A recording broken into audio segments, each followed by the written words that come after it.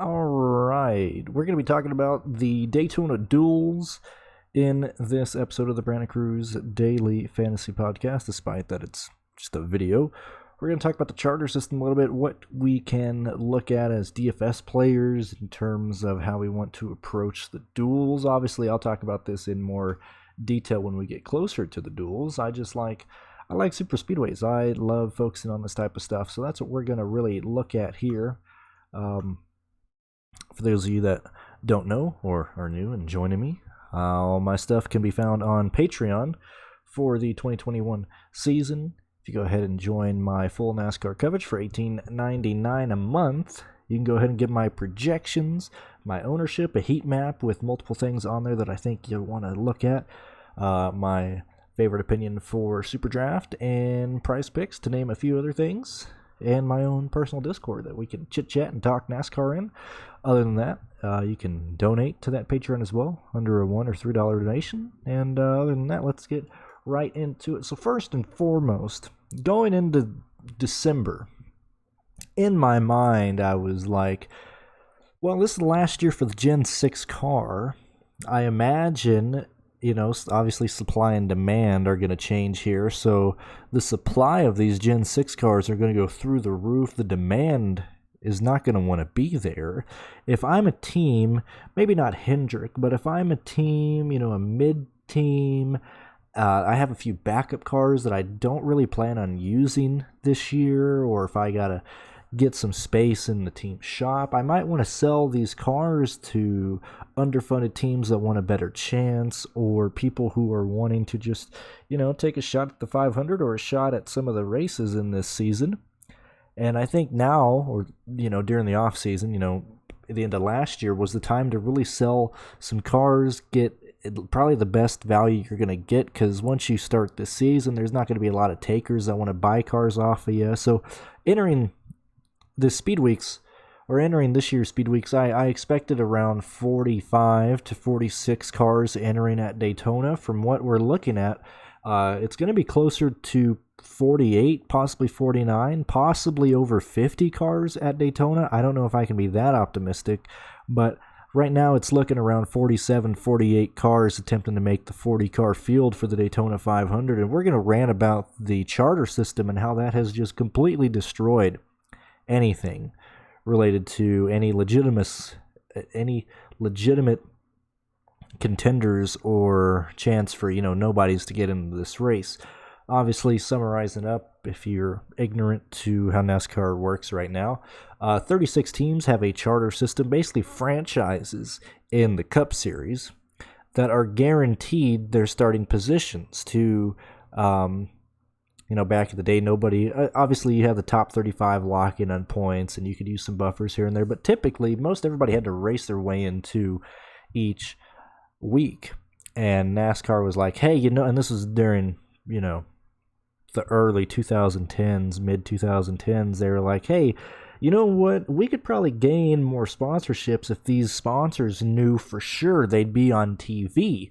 And then, we could say that we're going to look through the entire field, which they do not do now. They just focus on the top two drivers. We can go through the whole field and show all the sponsors off on these cars. I mean, it's great advertising. There'll be millions of people to watch. And there's been sponsors that pulled out because they were sponsoring a guy and he didn't make the field, and then they leave that team and never come back. So let's give, the top cars at this time, let's give them a charter, which locks them into each race. All they got to do is just say that, hey, we're going to attempt each and every race every year, and, as long as you're competent with them and you keep switching them back and forth, they're basically locked. Like, nobody else can really get into the charter system now.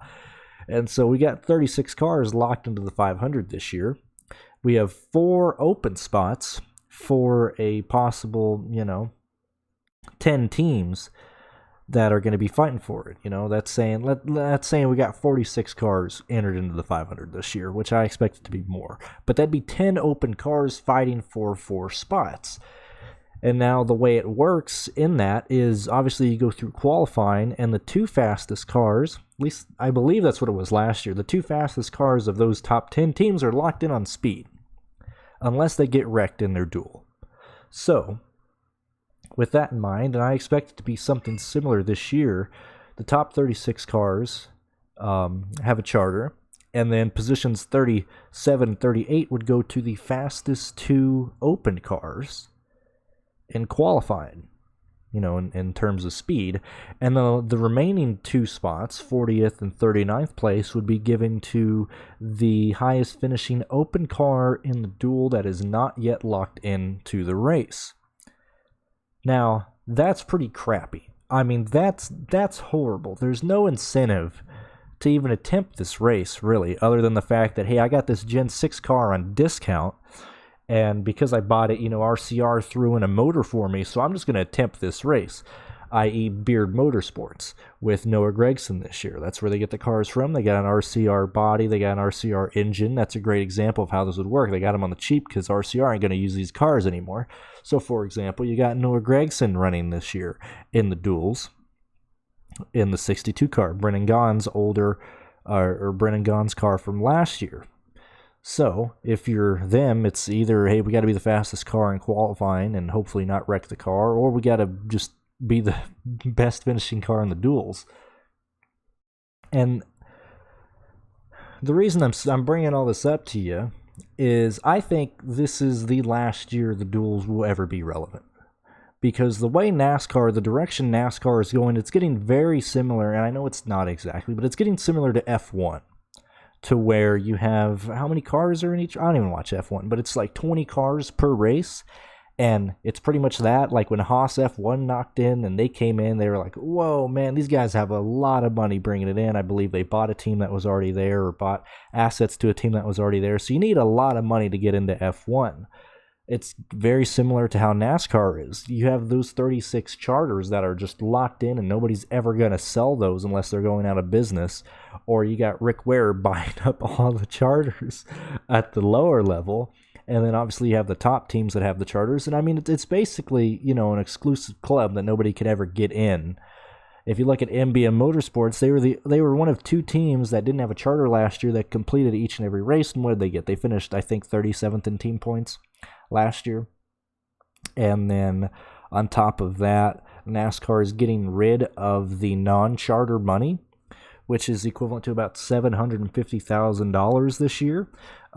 That's some of the TV money that was being allocated towards, finishing positions and whatnot if you weren't a charter. Because usually the TV contract would, they'd give money out to a quote-unquote full field, which is 36 cars. That's why the charter is 36. And they would give money to the field that would be distributed between the charters and non-charter teams. Well, this year, NASCAR's like, you know what, to save our ass, to save our money, we're not going to give money to people without charters. So if you don't have a charter, you don't get any TV contract money. That's just how it is. Sucks to be you. So you have, in turn, made it very expensive to get into NASCAR if you don't have a charter. You've made it almost, a horrible investment to get into NASCAR in the future, especially with this new car. I know they're talking about, this new Gen 7 car is going to be way cheaper. It's going to be easier for teams to get in. They're not going to have, a big expensive check they got to put in. Well, let's look at the composite bodies for the Xfinity Series, NASCAR. You said those would be cheaper. And yes, right now in 2021, a couple years after you've made that mandatory, and after everybody's bought the composite bodies and put them on the chassis of the car, yes, they are indeed cheaper. But the initial the initial investment to get into those composite bodies were way, way too expensive for underfunded teams to handle, i.e. NBM Motorsports. I use them as a good example because they're like, NBM's a cockroach. It doesn't matter what happens to Carl Long and that team, they're going to survive one way or another. Might not put on a good performance, but they're going to survive. But Carl Long and the Xfinity Series, they allowed the old steel-bodied style of cars up until, I believe, 2019. The last time a steel-body car was ran in the Xfinity Series was that 66 that Timmy Hill ran. It was blue. It had flames on it. It's a fast car. Got torn up at Daytona. And it got torn up because, hey, we can't run this car ever again. Nobody's really going to want to buy it. There's not that big of a market for it. We might as well just run it and see if it wrecks. Same thing happened to, I believe it was that same year when Carl Long actually ran the final Dodge that was ever raced in NASCAR. about, not 8 years after Dodge pulled out of NASCAR. They were still running Dodge bodies because they couldn't afford the composite bodies. Teams, if you're Hendrick and they go to a new car, of course you can afford it. Of course you're with the Race Team Alliance. You know where all this is going. You have the money to do that. If you're an underfunded team, you can't just hop aboard a new car when it's stupid expensive, which is another reason why I think Michael Jordan and Denny Hamlin chose this year rather than next year to enter the series, is because they can get cars for this year on the cheap. One, it's basically a fifth team for Joe Gibbs Racing, and the way that, in the rules, Denny Hamlin or Michael Jordan, they have to buy their own cars. Joe Gibbs can't give them a car for free. Otherwise, that's a fifth team. So damn well Denny Hamlin and Michael Jordan paid Joe Gibbs, $10,000 a car because it's going to be a Joe Gibbs Racing affiliate car. And they're getting those cars on the cheap. They're getting those motors on the cheap because what are they doing next year? They're going to a V6? So, you don't need those V8 motors anymore. You don't need this chassis anymore because we're going to be moving to a different chassis or a different body. We don't got to worry about the tires or the rims or anything because we're going to be going to a single lug next year. So pretty much these cars are dirt cheap and stupid easy to buy right now, which is why you're seeing that influx in the entry list of the Daytona 500. Going back to my point earlier, I think this is the last time the duels will ever really matter, is because this is the last time that I see that we have a lot of interest from people outside of the main guys that race. Like we have the NY Racing, we have Colleague Racing going to enter Justin Haley. We're going to have Beard Motorsports, which obviously just bought old cars from RCR. We have a lot of these underfunded teams buying old cars and just saying, hey, screw it, this is our last chance to really run the 500, let's go ahead and do it. After this, I think it's going to be hard to find 40 cars for the 500 next year because, like I said, you have that initial cost of buying everything brand new, not just the car. You got to build and buy the motors, you got to build and buy the tires and the rims and every stupid component of these new cars in 2022, and that's too expensive. That is way too expensive for these teams to undertake if you're underfunded or you're a small team. So that's why we have such a big group here, and that's why these duels are going to be the last time they ever really matter, because that charter system automatically locks in 36 drivers. So you get 4 open guys. If there's anything more than 4, it's not really worth the price of admission to try and qualify for any races in 2022. And unless NASCAR decides to go back to an increased car count of 42, 43 cars, it's going to be that way. And I think that was a horrible decision. I think that's part of the reason why NASCAR has lost such interest from sponsors, from drivers, why you see car count so low, is because they've put themselves in this corner to where you can't take charters away because they already exist, and teams have put too much money into valuing them. You can't really increase the field because that would lower the value of the charter. While it could bring in more cars, it lowers the value of the charter. Right now, the charter teams take up nearly 100% of the field. If you lower that any further from 36 cars out of 40 to say 36 out of 43, like I just said, you're lowering the value of that charter. So that's never going to happen. And, that's just how it is.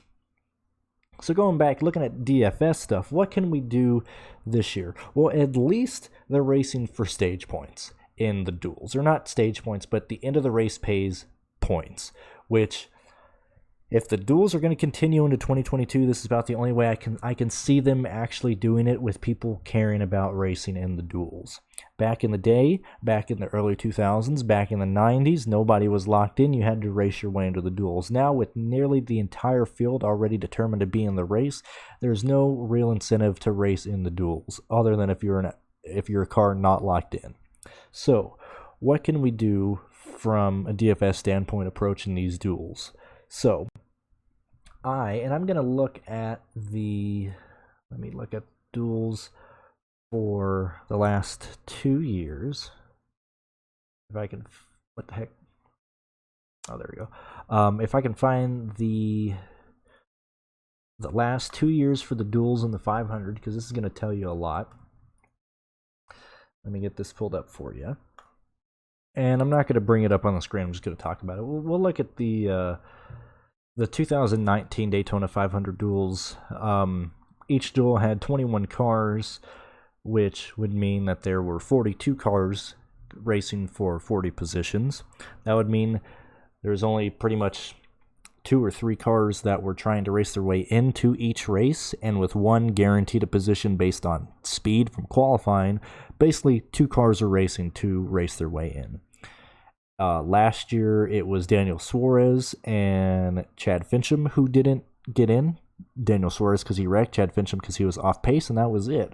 This year, we might have, like I said, 46 to 47 to 48 drivers trying to make the 40-car field, so we'll actually have racing within the field. 2 people racing, or 2 races, rather. The people who are locked in, who actually want the points at the end of the race, and the people racing their way in. If that's the case, I do not want the person who is locked in on speed from the open teams, because they have no reason to race at all. As long as that car can start the 500, they will not race. They can finish dead last. They are locked into the race. So I don't want them at all. I also do not want people who are trimmed out completely for qualifying. Actually, I hope they have Daytona 500 qualifying. I haven't even looked if they have. They have to have Daytona 500 qualifying. This has to be one of the races they do. Let me look at that.